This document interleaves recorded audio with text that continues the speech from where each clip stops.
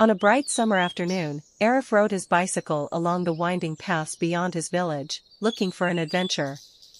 His favorite hilltop gave him a clear view of the big forest below. He loved to imagine the secrets hidden among the trees. That day, something shiny near the bottom of a rocky hill caught his eye. Feeling curious, Arif climbed down to see what it was. He found a small opening, covered with vines. Pushing the vines aside, he saw the entrance to a cave.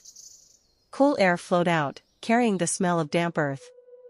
Arif felt excited and stepped inside. The walls of the cave were covered with strange carvings, spirals, stars, and shapes that looked like animals. As he walked further in, the carvings became more detailed, glowing faintly in the dim light. His footsteps made loud echoes as he entered a big, open chamber.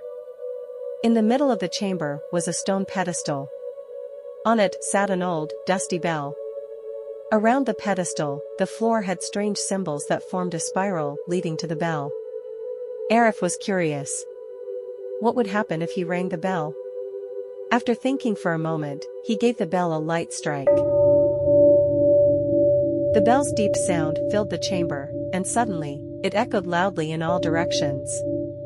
The echoes grew stronger and seemed to bounce back from every wall. Arif froze in fear. It felt like the cave was alive. Panicking, Arif turned and ran.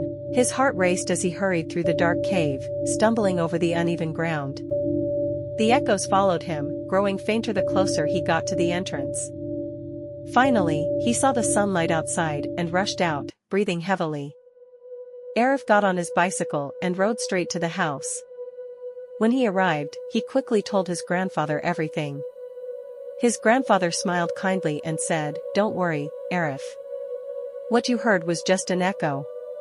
When you rang the bell, the sound bounced off the walls and came back to you. That's what an echo is, it's not magic or anything scary." Arif felt better after hearing this, but his grandfather added, "Caves and forests can be dangerous. It's not safe to go exploring alone.